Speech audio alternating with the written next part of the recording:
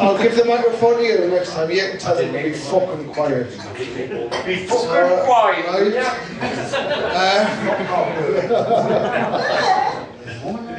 Lads, first of all, obviously, thank you all very, very much for having us tonight.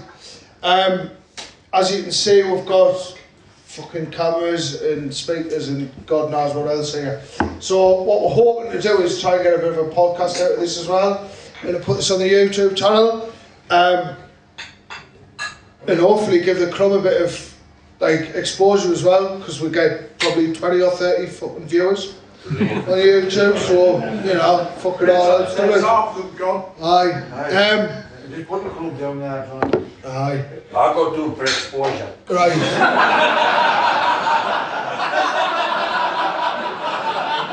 Look, here. I'm fucking not surprised. I'm not surprised when them shots. Jesus Christ.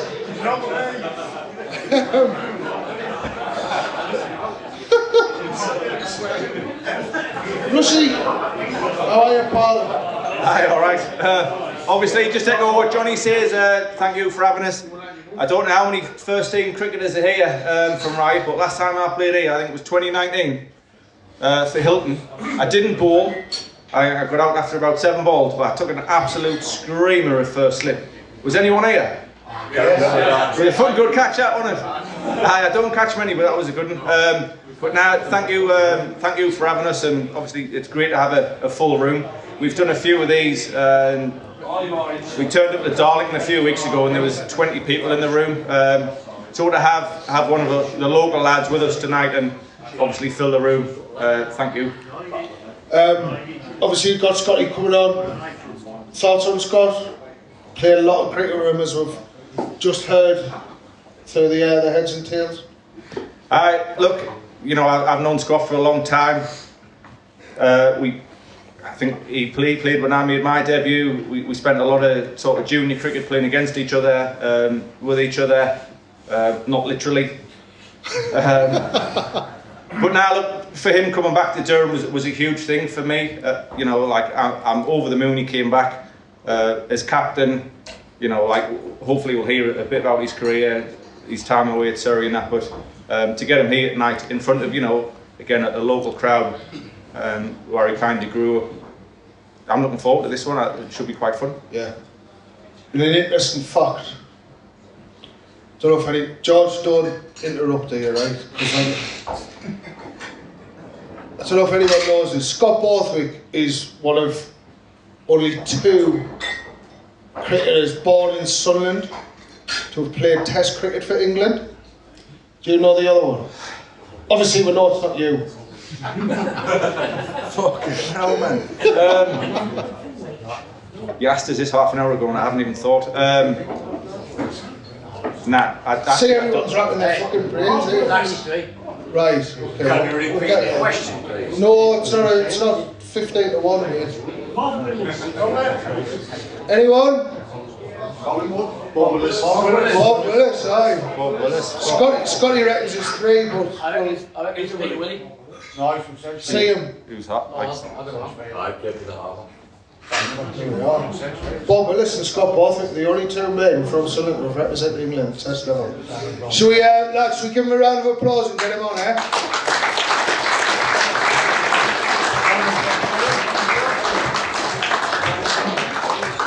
Mate, we spoke a little bit about obviously your first class debut, 2009, before Rushy, when Rushy was about 34, 35. To be fair, he did look older then than he does now. Really? Absolutely. Yeah, Thanks, You've mate. actually blossomed well, man. Happy as well, isn't it? Ah, you have. Jeez. It's interesting you say that, because I remember playing about under 15 cricket with him, and he looks like that then. Honestly, I think, Mate, you remember face half the time. Remember when you played against Kent? It was, I think, your 2nd or 3rd game, and it was on Sky. And I do remember that. remember? We had me, Blackie, Mitch, all of the like big lads. We got absolutely nailed on Sky for being fat. And I remember, right, it was halfway through the game, we were playing against Kent, and Bob Key went to the captain at the time, Benkenstein. He's like, Benky, that rush with that. did you get him out of the leagues? He's like 30-year-old. Honestly, like, that's how old Rushy looked at the time. Like, you were He hanging on. fucking came up with us and called us Benjamin Button. You were hanging on to that hair. And like, you were probably carrying a bit more than what you were now. Just a bit. He was fucking hanging on for dear life at Whitburn in the under-18s. But he's aged well, Rushy. Thanks, mate. Appreciate that. Debut. We'll talk about your first class debut, but your debut for Durham, 2007. Yeah, How old was it? T20. I think I just turned 17. I think the Durham side at that time was very strong, especially in T20s. And my debut was away to Lancashire, Old Trafford. And on the morning, the first team trained at Riverside before they travelled to Lancashire. And also the academy trained at the time. At the same time, we were in a different net. And Jeff Cook, who was the coach at the time, he said, look, Scott, I want you to come and bowl in this net with the first team. So he took me a white ball and I started to bowl. And I bowled about 10 minutes. And then Jeff said to me, and he said, look, I want you to go to the club shop and get a shirt, a 2020 shirt. You're on the bus tonight, you're in the squad. Did he make you buy it? Nah. Remember Ellen Johnson? Ellen Johnson, the secretary at the time, she just gave me it. There was no name on it whatsoever. Went and got it. And then, yeah, I was on the bus, and like I said, that Durham's T20 side at the time was proper strong. Like with Sean Pollock, Albie Morkel, Shiv Chandra Paul, I think Harmson played in it, Collingwood played in it. It was a proper team with superstars. And I thought, look, I'm on the bus, I'm not going to play. Anyway, I end up playing the game. And it was on Sky as well. And I was almost too young and naive to realise like how nervous and shitting myself I was. And it wasn't until I actually bowled alright, I think I got 3 for 20 or something.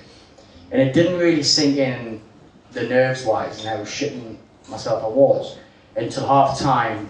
The Sky pundit fella, Charles Conwell, pulled me over and interviewed me. And that's when I realised I was proper fucking shitting myself. And we won the game. I think we bowled them for like 160 or something. Was this the Lou Vincent game? It was. Another game I've actually been involved in, what was match fixing. Later on. I'm not a cheat, I promise. That was a pretty decent clubber in there. So that watch was enough too. Yeah, it was Lou Vincent, the former New Zealand batter. He actually cheated that game. And we didn't actually know this until about 5 or 6 years later. It came out late, aye. But it was also the game where Albie Morkel smacked like 60 off like 20 odd balls, and it was like one of the best innings ever. And like he pinched me to man of the match, which I was fucking stewed about at the time. It was a bottle of champagne, I couldn't even open it, whatever. And but no, that was my debut, and it all happened so quickly. Like I said, I was bowling the nets at the academy kids, and then fast forward 2 or 3 hours later, I'm on the bus with the first team. What were you doing around that time? Selling Sky dishes. 2007. Here, Bob. 2007, I reckon I probably was. It was door to door. Maybe that might be in Europe. Played for Hilton now. But obviously, like fast forward a couple of years, Abu Dhabi, because Durham won the championship 2000. Yeah. So every like when you win the Curtin Championship, the first game of the following year is the Champions League MCC. And I went through a period where it was in Abu Dhabi, big ball game. I think we played. We were the This first was the first year, wasn't it? 2010 was the first time. We played the first ever big ball game. So yeah, that was my second first class game, I think. Any memories from that game? Obviously, I know a little bit about that game because we've had Steve Kirby on the pod, haven't we? Yep. And it was Stokes' first class debut? Stokes' debut. So I re-signed after going door to door in 2009. So 2010, Abu Dhabi was my first pre-season as a professional cricketer. And we had Steve Kirby on who played, and it was Stokes' debut. Stokes, young lad. I don't know if anyone's heard the story. I'll quickly tell it. Basically, Stokes' batting against Steve Kirby, the angriest bowler you'll ever meet. Like, obviously fiery, ginger hair, could get us through. Lovely fella, but he was really aggressive. Stokesy's just fucking like smacking him. In Kirby, I remember Stokes coming off. It was like Kirby's like fuming. The fuck are you doing, you ginger little prick? And obviously this fella's got like bright ginger hair. And Stokesy as a young lad just like, he just burst out laughing. Said, "What are you fucking doing?" Like, but 2010, I remember Scott. When he was young, he wasn't really a big. Obviously, he wasn't a drinker at all. You were teetotal for a little bit, weren't you? Like, you were trying to stay off it.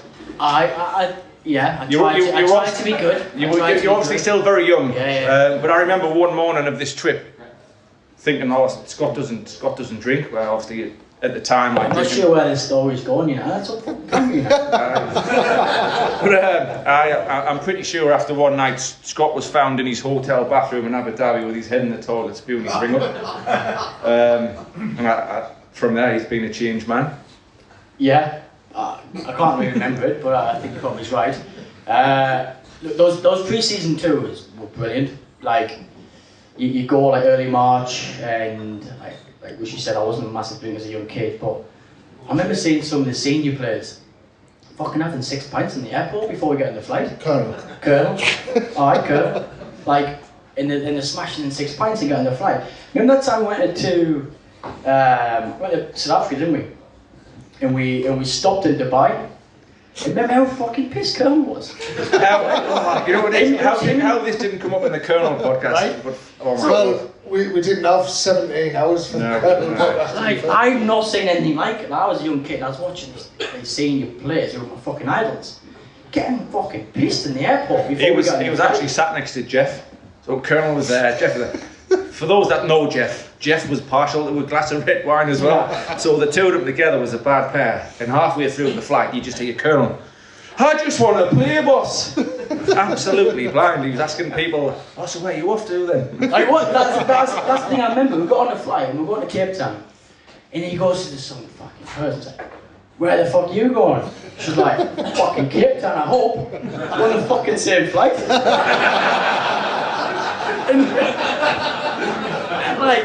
And this is pre-season tour, like, I was thinking, but as you get older, you realise, like, the pre-season tour is actually, like, it's a lad's trip away. I mean, maybe it's not so much now, but it was sort I of was just about to say, you're off to Northampton in a couple of weeks, aren't you? We must be the only club in the country that have done since. We were outside today, though, on a fucking beautiful green top at Riverside. But yeah, those pre-season trips, man, they were proper, like, we'd have 4 or 5 like big nights out, and it was class for the lads to get together and really get to know each other and almost like. Mate, I think as team captain, you need to bring these back. I've tried, mate. I promise you, I'm fucking ringing Northie every day. Say, mate, we need a pre-season trip. Scotty Tapman and Benidorm.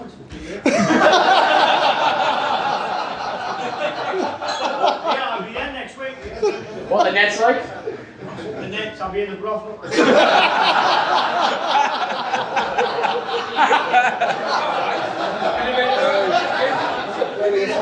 There's more team bond than them. Where do you go from there? So we spoke with Abu Dhabi, all that kind of stuff. Now, I guess that was 2010. The next year, she made debut 2007 T20s, first class debut 2009, 2010 probably your first full season as a professional cricketer, playing probably all formats. Yeah, probably. 2011 got picked for England. Yeah, my first, I think my member debut 2009, and I feel like my first sort of 50 games is a first class cricketer. I was almost, like, I batted number 8, I batted number 9, and I was a second spinner. Like, I had so many games, but I actually didn't do anything. And I was a young, promising leg spinner, and I got fast tracked to play for England. I went on a tour to India as a young leggy. Again, only played sort of 20 games, and being the second spinner. And say, got almost fast-tracked and thrown into the deep end of playing in India, making my one-day debut, and playing in front of 60,000 Indians. And I was like, I probably wasn't ready for it, looking back at it. And I think my career really didn't start till 2013. And I had 4 years of being a bit of a, playing in a very good side, and playing because I was a kind of young cricketer. Let's say, batted number 8, batted number 9, would score runs down the bottom order, and we would chip in with some wickets. But in 2013 I went up to the order, I started to bat number 3. Sorry, was your first 100, was that Edgbaston? Yeah, number 8. I remember Yeah. that. So we were in the shit, weren't we? We were like 30 for 6, and me and Colin did a big partnership one, and I got 100. And I think I had one more game at number 8, and then I went to number 3, like sort of early, probably about 6 games in 2013. Whose idea was that? Jeff, or was that Benke captain? Yeah, no, Colin was captain. It was Benke's idea, and it was. I remember I had a dodgy finger, and we were on the way down to Trent Bridge, and I was 50-50 what I was going to play or not. And Colin come to me and said, "Look, if you're fit to play this week, we want you to bat number 3." I think it was at the time Benke did his shoulder, remember? It was actually the game, the fire alarm game. Remember that? When we were chased down. Yeah. So going back to that game, the fire alarm game, right? So it was the morning of, it was after day 3, wasn't it? The most unbelievable, Fucking unbelievable event. So we finished day 3, and it was about midnight. The fire alarm goes off, and I'm rooming with Stokesy. Right, so like, fuck, poor job is back on. Go downstairs. It's going to be a false alarm. Go downstairs. Fuck, false alarm. Go back upstairs, and about an hour later, it goes off again. Proper, doesn't it? Aye. And I'm like, for fuck's sake, we put our dressing gowns on from the hotel room, right? We go downstairs, and I'm like, fucking smoke hit you in the face, wasn't it? And I'm like, oh my fucking god, let's put the fire. So we run downstairs, about 1 o'clock in the morning. We get downstairs, and they're like, you need to go, like, you need to get a hotel. So 5 or 6 of us have got like McDonald's and like fucking seen all the strikers come for nights out and having cheeseburgers and whatever. It's unreal, we were all in dressing gowns having coffees and that. And People coming in absolutely spanked. People were like fancy dress, weren't They were, right? Oh, one man stepped through the fire alarm. Who do you reckon it was? Colonel. I. Why, fucking. Where the fuck was he? He says he slept through He the was fire alarm. He was. And then the next morning, we remember we balled nuts out and we chased down like 120 or 12 overs. 185 or something. And then on the morning, right, Collie said, look lads, if we win today, I'll take us all the Hooters tonight. You know what Hooters is like, and Collie, we're going to Hooters that night, don't we? And we're like, On the way home, I stopped on the way home, it's like one of the best victories ever. But that was my first game at number 3, and that's when I feel like my career probably first started. First innings was number 3. I don't think you batted number 3 second innings. Nah, I didn't. I slid down the other, didn't I? Got on that greasy pole. Was that the 13 side? Obviously, was that the championship year? Aye. Was Yeah, and I like cricketing wise, was that the best? Obviously, Phase 1 Durham, because obviously this is you're in your second spell now. Was that the best side you played from a cricketing perspective? School! Who was that? It was it was our Shane. Million Eyes.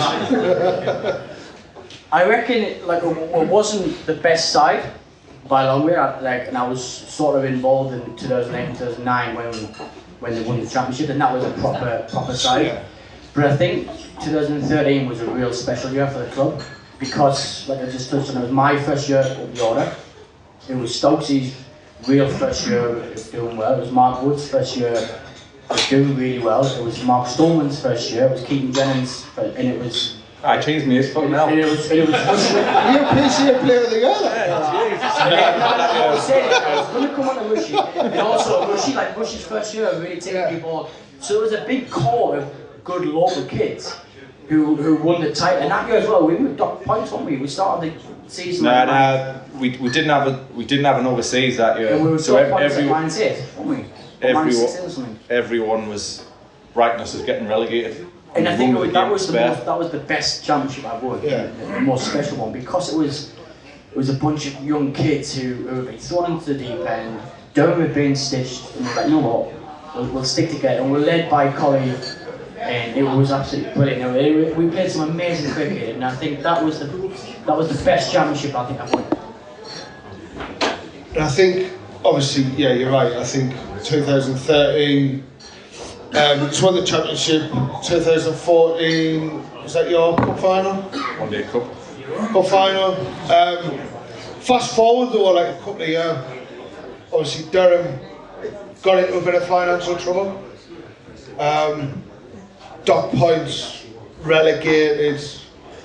Sorry to bring this up because I know these hold a lot of bad memories for you. There was a bit of a mass exodus in Durham. There was obviously yourself, Jennings, Stoneman, a few others, Bunny and that left.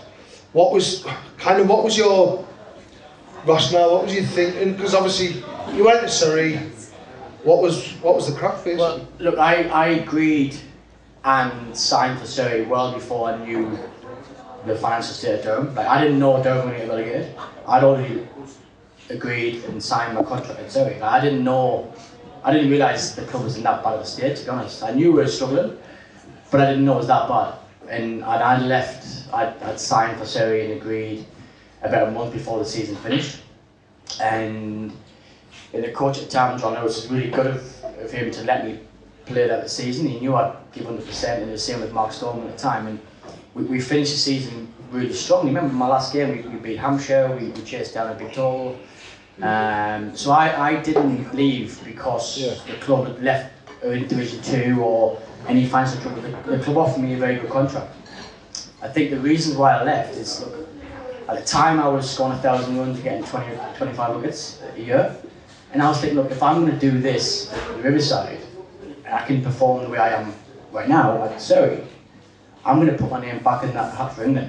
Like 1,000 runs at Riverside potentially could be 1,400 runs at the Oval.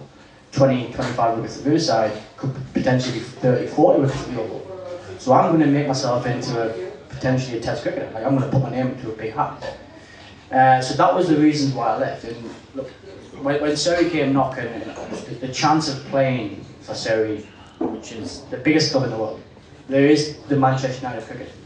And I think if Surrey want to sign you, bloody hard to turn them down, man. Like, it really is. They are a massive club, and I think at the time it was purely a cricketing decision. Like, I agreed Surrey's the next club for me, and I always thought if I don't go, I'll have regrets.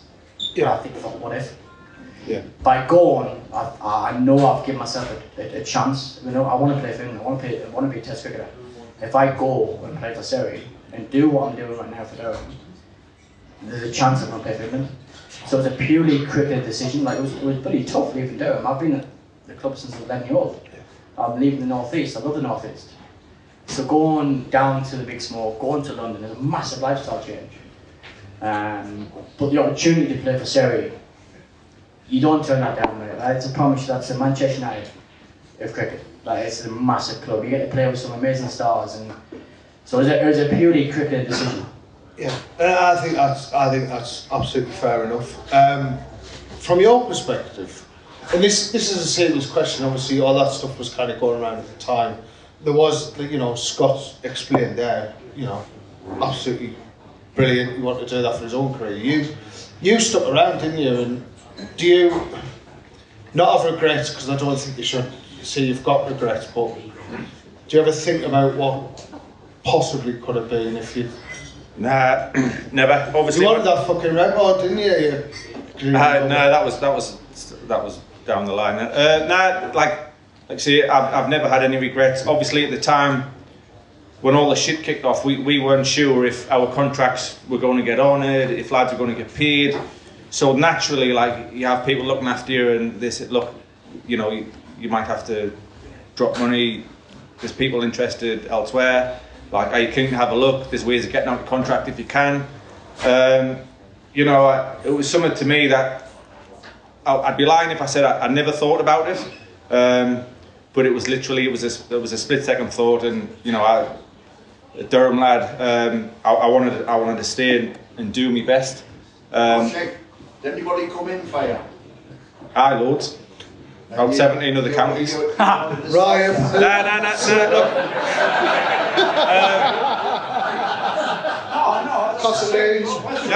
look. Look, there was a lot of interest elsewhere, but I never got. I never went further than Oh. You were Durham through. No, can I say? And I don't want this way. I want to just put in. Like, I was just about to say, I don't want I'm this also way. Durham through and through as well. But I think we're very different cricketers. And if you're a fast bowler, where would you want to play? If you're a batter who bowls leg spin, where would you want to play, the oval or the riverside? Yeah. Like I said, it was a purely cricketing decision. It was not like, oh, I'm jumping ship. Like I said, I left purely before. Yeah. I never knew that. Like I said, Durham offered me a very good contract. I was like, look, this is a purely cricketing decision. It was, like I said, we're very different cricketers. Like, No, I don't want to go across the zone. No, you're right. Like, right, Surrey. You went to Surrey. Some interesting times. Bit super. You say Manchester United of cricket. See, look at the list of lads who played at Surrey. Molly Mortal, the Curran brothers, who Peterson. Peterson, Sangakkara, Sangakkara, who else was there? fuck mate, name them all. Ricky Potton, Hashim Amla. Ponton, did you play with Ponton? I didn't know he was there before I got there. You had an interesting time playing with KP though, didn't you? Yeah, look, I think Kev was the best player I've ever played with. Looking at the play a couple of games for him with him. Absolute genius of a cricketer. When he walks into a room, you know he's in the fucking room. Like seriously, that type of skill, that type of aura, like, honestly, like amazing.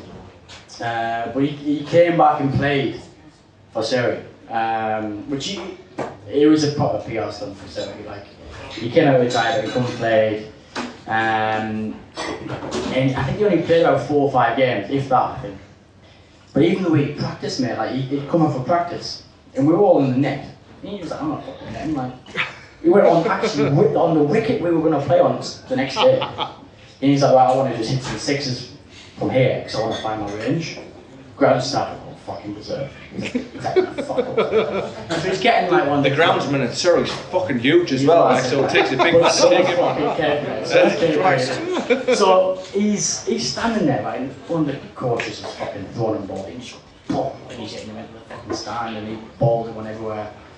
But he was never really that fit, like he had fucking calves, like they were shot to bits.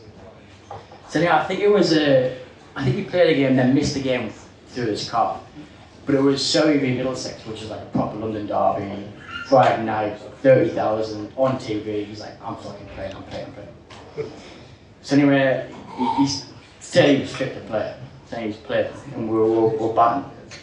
And I think he bats between Finch and Roy, over the batting. And the game's on Sky, so we've got the dressing room, the telly on the dressing room. And we generally all, like, you know what's like wishy, like, we always have it on mute. But for this day, we have it on, the volume's on. The commentary's on, right? So Jason Roy gets like 20, he gets out and he fucking walks off, and but he's the most angriest man in the world when he gets out, right? And the replay of him getting out is on. So I think it was Rob Key who was commentating, right? And he goes, oh, that's the problem with Roy, like, he gets pretty starts, but he just doesn't kick on. Fucking Jason Roy just picked up this boot, close to and that fat cunt can fuck up. He threw this boot, right, and it fucking hits the middle of the table. Right, massive blow, it was funny as fuck. I was just sat there, right. So then, an over later, KP fucking drops it to square leg, calls yes, calf's gone. Sends Finchy back. Finchy then gets run out, right? Fucking hell on. KP goes down, fucking Finchy goes on. Finchy's out, walks off, gets in the dressing room. That fucking cunt shouldn't even be fucking playing fucking PR stuff in the club. Fucking smashing. We got Jason fucking throwing through. Fucking Finchy doing this. So anyway, the physio on the field, he fucking waves the runner. Morning Mortal comes into the dressing room, right? I don't know why the fuck he thinks he's going to be a runner, but he's like, oh, I'll be a fucking runner. He's like, where the fuck's my boots? He's 9'3". I know, he's like, where the fuck's my boots? He's other ones in the fucking telly. So then, like, Dib was like, the coach was like, mate, Scott, you're fucking fast, you can fucking run from. The fucking scariest thing I've ever done in my life. I walk out there and Kev's like, fucking do as I say. If I hit it, and I'll call, you fucking stay silent and stand there and I'll fucking tell you when to run. The most nervous I've ever been in the cricket field. Big packed house, couldn't hear a thing. But yeah, like that was KP's second return to Surrey. It was. I just want to know what the fuck is going through Moni Morkel as a number 11. He's 9'3". He's not the quickest.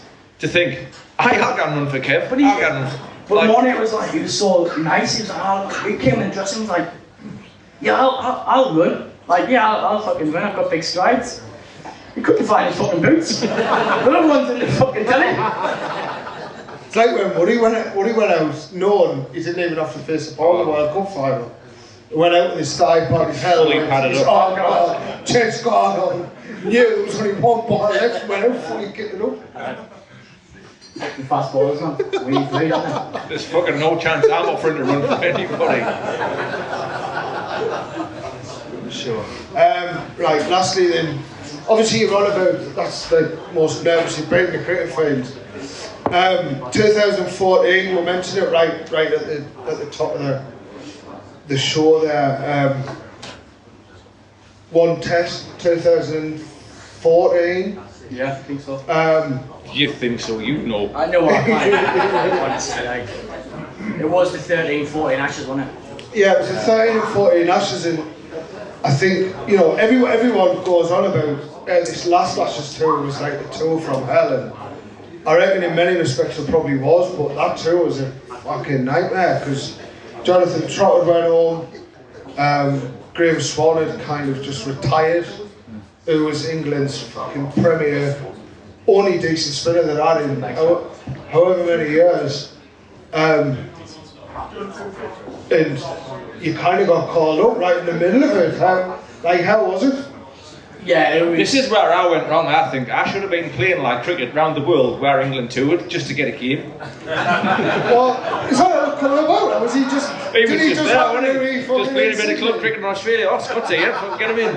He's got a Where I've been gone wrong. He's got a fucking paper out in Sydney. We'll give him a bell and see what he's up to. I was actually doing the Sky dishes in Sydney. I bet he had more success than his stuff. Nah, look. I was in Sydney yet, but the ECB had sent me there. I wasn't there on my own back. England milling around like a weirdo. Fucking standing next to tables. Now, England had sent me there. They sent about 4 or 5 of us. And we weren't on standby, but we were there if we needed. And it's a fucking random weird story as well how I did get picked. So I trained with the England side when they were in Sydney, like netball and stuff. And then it was about just before Christmas, I think. It was after the 3rd test, I reckon, 2nd test, whatever. I got a call from the England selector that said, look, you've been picked for England Lions, which is in Sri Lanka, in like middle of January. Do you want to come home from Sydney now, or do you want to just fly straight to Sri Lanka and meet us there? And I said, no, I'll come home for Christmas. Like, there's no point in me being here if I know I'm going to go to Sri Lanka, so I'll just come home for Christmas and then I'll meet us in Sri Lanka. I'll fly to Sri Lanka with you. So the ECB booked my flights and everything, and then about a month later, the side I was playing for, they said, look, we're going to have a Christmas party before you go home. I was like, well, brilliant. So then we're at the Christmas party, I'm flying home next day, and I was about 4 or 5 beers deep, I reckon. And then my phone goes, but I've got an Aussie phone whilst I'm there, and it's just random like numbers ringing me. What the fuck's this? So I picked it up. Yeah, was it? So I picked it up, I was like, hello, and it was just like, I fucking voice, what the fuck's this? Like, 5 beers deep, who the fuck's this? So you were pissed? I was pissed out.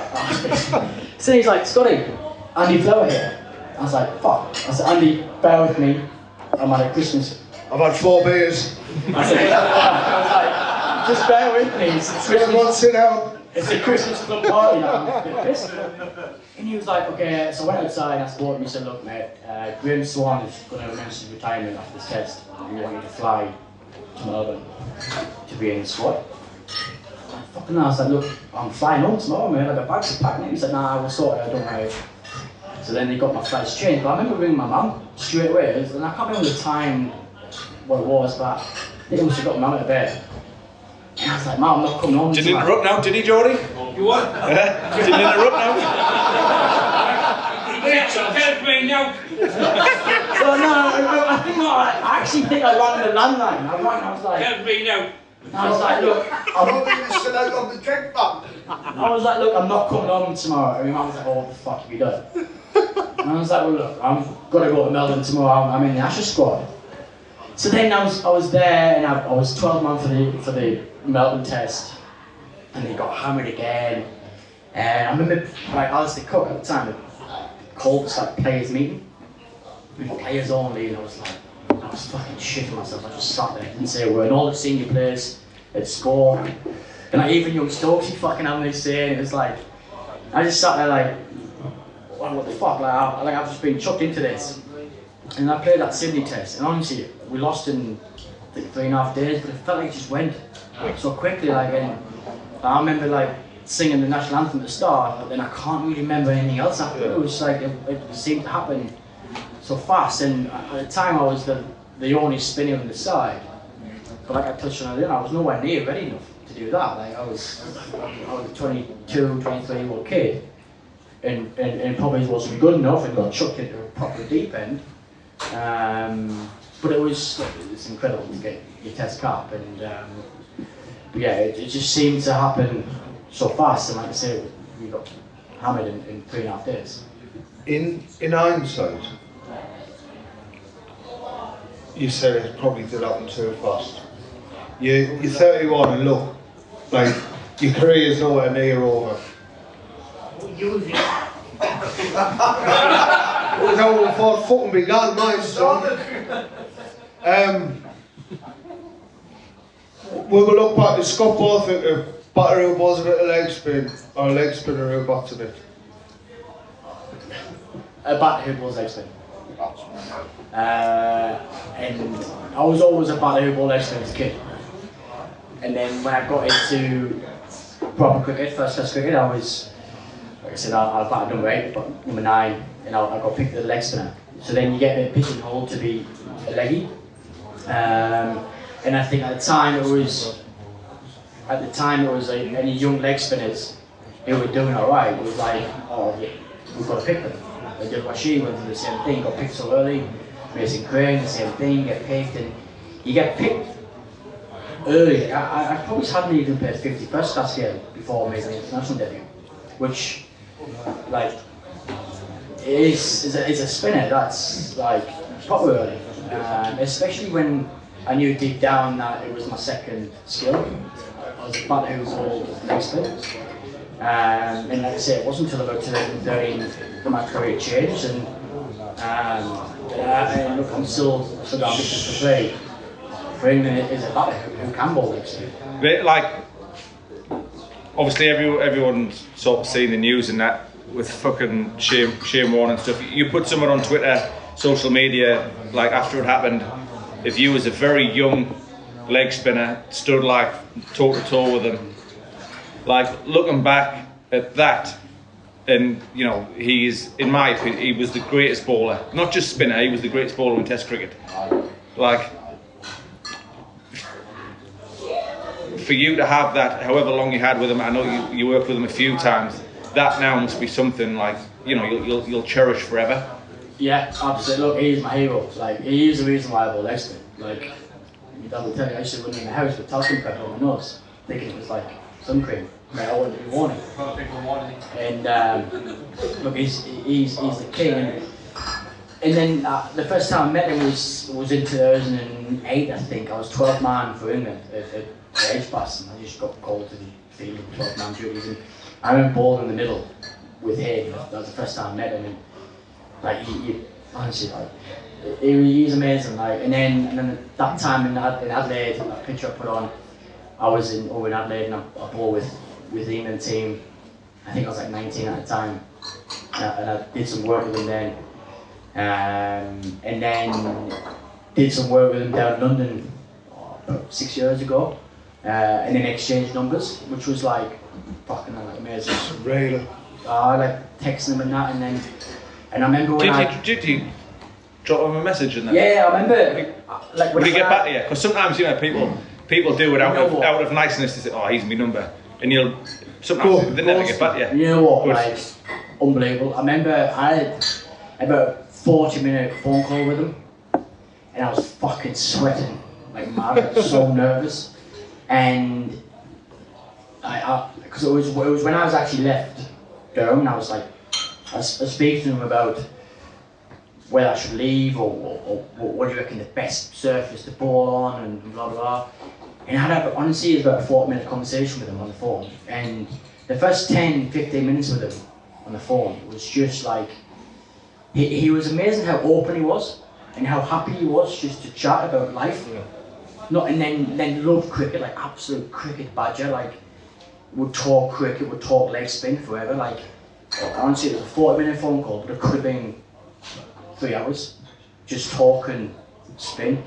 And honestly, absolute legend. And like I said in my Instagram post, like look, you shouldn't meet your heroes, but fuck, like I met mine, and I was like incredibly proud to do that. And it was quite sad when I actually found that out, because he's the king, and like look, he's fucking legend. Like. Right, lads, I reckon that's a really good end to note to end on. Born in Surrey, brought up in Sunderland, played for England, he's played with legends. Lads, be upstanding, give Scott a big round of applause, mate.